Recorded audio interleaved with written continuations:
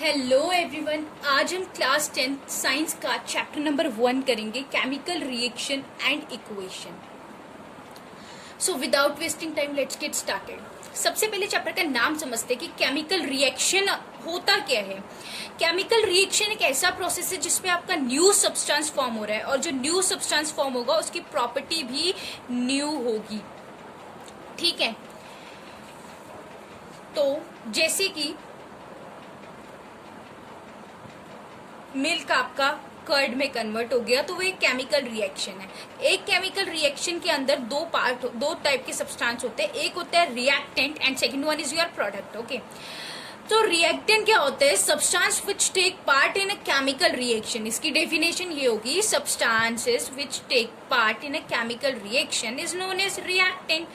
जो भी सब्सटेंस आपका केमिकल रिएक्शन में पार्ट ले रहा है ना और कन्वर्ट हो रहा है प्रोडक्ट के अंदर, वो रिएक्टेंट है। और जो प्रोडक्ट फॉर्म हुआ, substance which are forming during chemical reaction is known as product. जैसे कि एग्जांपल में मिल्क कन्वर्ट हो रहा है कर्ड में, ये गिफ्ट्स का साइन होता है। ठीक है, ये गिफ्ट्स का साइन होता है। तो मिल्क कन्वर्ट हो रहा है कर्ड में, तो मिल्क यहाँ पर रिएक्टेंट है and curd is product.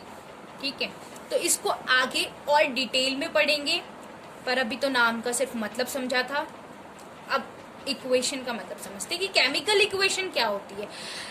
Chemical reaction की स्टेटमेंट को ही जब आप सिंबॉलिक रिप्रेजेंट कर देते हो ना, सिंबल के थ्रू रिप्रेजेंट कर देते हो, तो उसी को ही बोलते हैं केमिकल इक्वेशन।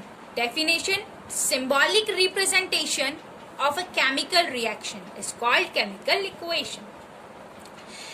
जैसे कि अगर मैं स्टेटमेंट में बोलूं, when hydrochloric acid reacts with sodium hydroxide then sodium chloride and water is formed। ठीक है, तो ये इतना बड़ा स्टेटमेंट लिखना बहुत ज्यादा टाइम कंज्यूमिंग है and you all know scientist are very busy, उनके पास इतना टाइम नहीं है कि वो पूरी स्टेटमेंट में लिखे, तो इन्होंने ऐसे सिंबल में रिप्रेजेंट कर रखा है, जैसे HCl plus NaOH gives NaCl plus H2। ठीक है, तो ये तो नाम था चैप्टर का। अब थोड़ा डेली लाइफ सिचुएशन चैप्टर के अंदर घुस जाते हैं। अब डेली लाइफ सिचुएशन जहां पर केमिकल रिएक्शन होती है, जब आपका फूड पेट के अंदर डाइजेस्ट हो रहा है, not only in your stomach, पर जो एलिमेंट्री कैनाल होता है पूरा वो, तो digestion of food is a kind of chemical reaction. Cooking of food is also a kind of chemical reaction. Rusting of iron, आपके लोहे पे जब जंग लग जाता है, वो भी एक प्रकार की chemical reaction ही है। Respiration, respire करते हैं हम, that is kind of chemical reaction. Formation of curd, दही का बनना chemical reaction।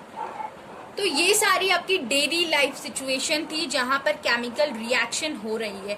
तो whenever a chemical change occur, you can say that chemical reaction has taken place. ठीक है, जब भी कोई केमिकल चेंज हो रहा है, केमिकल चेंज क्या होता है? इरिवर्सिबल इन नेचर, मतलब कि रिएक्टेंट एक बार प्रोडक्ट में कन्वर्ट होने के बाद प्रोडक्ट दोबारा रिएक्टेंट में कन्वर्ट नहीं हो सकता, जबकि फिजिकल चेंजेस में होता है ऐसा।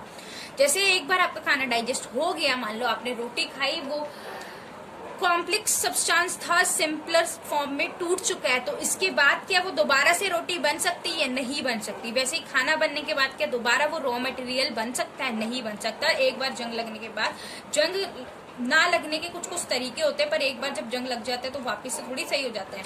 फॉर्मेशन ऑफ कर्ड, दही, दूध से दही बनते हुए देखा होगा, दही से दूध का कभी देखा है? नहीं, इरिवर्सिबल चेंज। ठीक है, केमिकल रिएक्शन, अब पता कैसे लगेगा कि हाँ यार केमिकल रिएक्शन हो रही है? तो कुछ सर्टेन क्राइटेरिया होते हैं इसका पता लगाने का, इनमें कुछ चेंजेस आते हैं। जब भी कोई केमिकल रिएक्शन होती है ना, तो कुछ चेंजेस आते हैं। चेंज इन कलर, या तो सब्सटेंस का कलर चेंज हो जाएगा, जैसे रस्टिंग ऑफ आयरन में आयरन का कलर चेंज हो जाता है। Change in state, state change हो जाएगी, सब्सटेंस की स्टेट ही चेंज हो जाएगी। पूरी स्टेट क्या होगी? Solid, liquid, gas. Change in temperature, exothermic, endothermic, ये सब कुछ आप बाद में पढ़ोगे। तो टेम्परेचर भी चेंज हो जाता है। कुछ टेस्ट ट्यूब में रिएक्शन होती है और टेस्ट ट्यूब क्या हो जाती है? गर्म हो जाती है। तो चेंज इन टेम्परेचर, अगर इनमें से कुछ भी होता है तो you can say that chemical reaction has taken place. Okay, evolution of gas, अगर गैस इवॉल्व आउट हो रही है तो भी आप कह सकते हो कि केमिकल रिएक्शन हो गई है।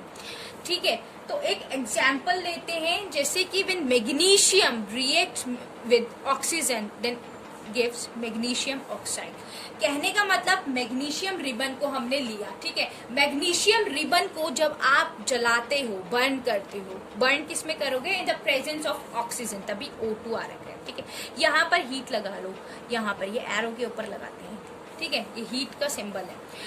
तो इसको हीट करा, मैग्नीशियम रिबन लिया, उसको हीट करा in the presence of oxygen. White dazzling flame दिखेगी आपको, व्हाइट कलर की डेजलिंग सी फ्लेम दिखेगी उस मैग्नीशियम रिबन में से। और वो जो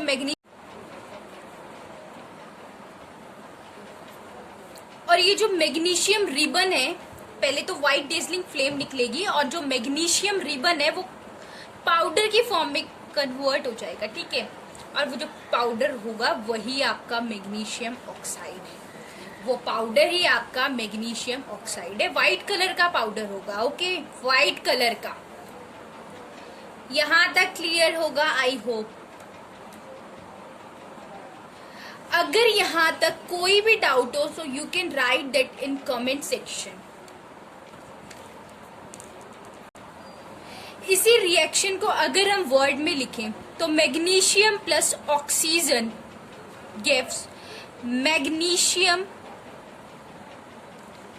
ऑक्साइड, ओके। ये वर्ड इक्वेशन हो गई, ये सिंबॉलिक रिप्रेजेंटेशन है, ये वर्ड इक्वेशन है। हमेशा रिएक्टेंट लेफ्ट हैंड साइड लिखा जाता है LHS में, एंड प्रोडक्ट जो कि फॉर्म हुआ दैट इज मैग्नीशियम ऑक्साइड, वो आपका RHS में लिखा जाएगा, राइट हैंड साइड में लिखा जाएगा विद एरो साइन, ठीक है, एरो लगेगा इनके बीच में।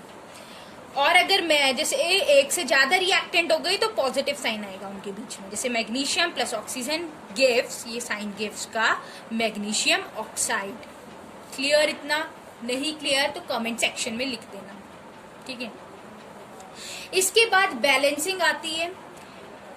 अगर मान लो ये इक्वेशन को मैं ऐसे लिखूं, Mg plus O2 gives MgO, तो इस इक्वेशन को बोलेंगे स्केलेटल केमिकल इक्वेशन और अनबैलेंस्ड केमिकल इक्वेशन।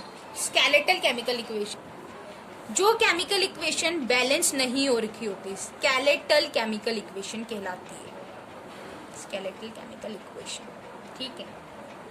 तो this is your skeletal chemical equation. किसी भी केमिकल इक्वेशन को बैलेंस करने की जरूरत क्यों पड़ती है? क्योंकि 9th क्लास में एक रूल पढ़ के आए थे, law of conservation of mass. Mass can nether be created nor be destroyed in a chemical reaction. तो अगर ना ही ये क्रिएट हो सकता है ना ही ये डिस्ट्रॉय हो सकता है, तो इधर तो ऑक्सीजन इधर 2 लग रखा है बट इधर तो एक ही है, तो हाउ इज इट पॉसिबल? इसीलिए बैलेंसिंग होती है, क्योंकि law of conservation of mass को फॉलो कर सके, ठीक है। वो रूल को फॉलो करने के लिए हम इनको बैलेंस कर देते हैं। तो बैलेंसिंग हम अपने नेक्स्ट लेक्चर में देखेंगे। अगर ये हमारा फर्स्ट लेक्चर था, आगे के लेक्चर को देखने के लिए आप प्लीज हमारे चैनल को सब्सक्राइब करें, and in case of any doubt you can write it in comment section, okay. Thank you very much.